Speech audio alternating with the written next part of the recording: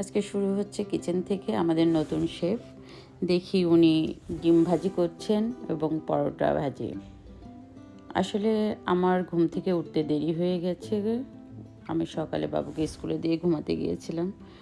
পরে ওনার 11:30 বেজে গিয়েছে। মিটিং শেষ করে দেখছি আমি ঘুমাচ্ছি, এসে দেখি উনি ব্রেকফাস্ট রেডি করছেন ওনার জন্য। তো আমি ভীষণ খুশি। বহু বছর পর শেফ চেহারা আমি দেখতে পেলাম যে হ্যাঁ, অ্যানাদার পার্সন আছে আমার জন্য, আমি অসুস্থ হলে টেক কেয়ার করার। যাই হোক, ওখান থেকে আমি একটু ব্রেকফাস্ট খেলাম।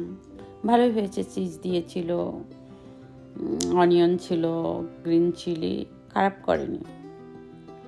আসলে কাজ করতে চায় না কিচেনে, এই জন্যই করে না, সেটা বুঝতে পারলাম। এরপর তিনি নাস্তা খাওয়াই আমাকে নিয়ে গেলেন কার ওয়াশ করাতে।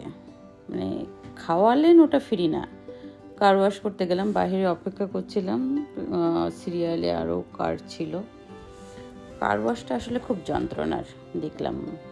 আসলে আগে কখনো দেখিনি, তো নতুন অভিজ্ঞতা হলো।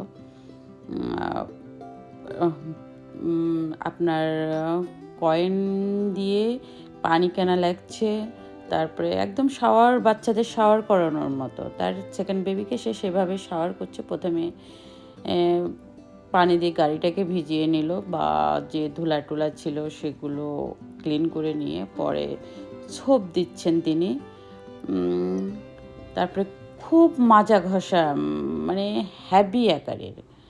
এরপরে আবার পানি দিয়ে ওয়াশ করছেন। এরপরে লাস্ট প্রসেস ছিল ক্লিন করা, মানে পানিটাকে একদম শুকিয়ে ফেলা। আর আশেপাশে সবগুলো 5-6টা রুম দেখছি সবাই একই রকম ব্যস্ত তাদের বেবিদেরকে শাওয়ার করানো নিয়ে। ওই দিন রৌদ্র উঠছিল, সবাই পাগল হয়ে গেছে। বহুদিন ধরে কারোর বেবিকে কেউ শাওয়ার করায় না, নিয়ে চলে এসেছে। কি আর করা, আমাকেও দাঁড় করিয়ে দিয়েছে ঘন্টাখানেক। এরপর আমাকে দিয়ে কার ওয়াশ করাচ্ছে, বেবি শাওয়ার দিয়ে সেটা ক্লিন আমাকে দিয়ে করাইয়েছে। মানে সকালে ডিম ভাজার পর পরোটা একটু ভাগ দিয়েছিল, তো ওটাই উসুল করে নিচ্ছে।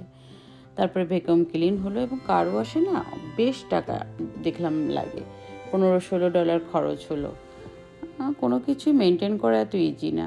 তারপরে দেখা গেল আমার সেকেন্ড বেবির একটু কি বলবো, পেইন্ট উঠে গেছে গাড়ির, সামান্য, মানে একটা ছোট টিপ যেরকম হবে ওই ধরনের। সেটাকে নিয়ে আবার হুন্ডা সার্ভিস সেন্টারে যাওয়া হলো।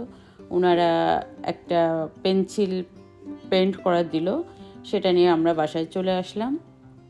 এবং ভীষণ ঠান্ডার মধ্যে শরীর, হাত এবং পা দুটোই ভীষণ ঠান্ডা হয়ে গিয়েছিল। তারপর বাসায় এসে আমরা ঘুম দিয়ে নিয়েছিলাম।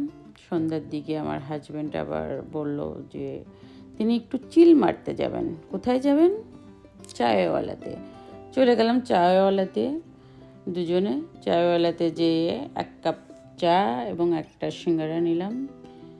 সিঙ্গারাটা বেশ ভালোই ছিল, ঝাল ঝাল ছিল, সল্টও পারফেক্ট ছিল।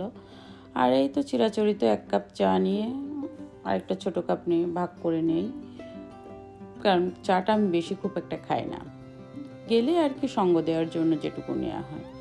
তো সারাদিন কাজ করেছেন, এই জন্য ছাড়কে চিল করাতে নিয়ে আসলাম। এই তো চিল শেষ, এরপরে বেরিয়ে যাচ্ছি। এরপরে ফিরে এলাম বাসায়। আজকে এই পর্যন্তই। ভালো থাকবেন, আল্লাহ হাফেজ।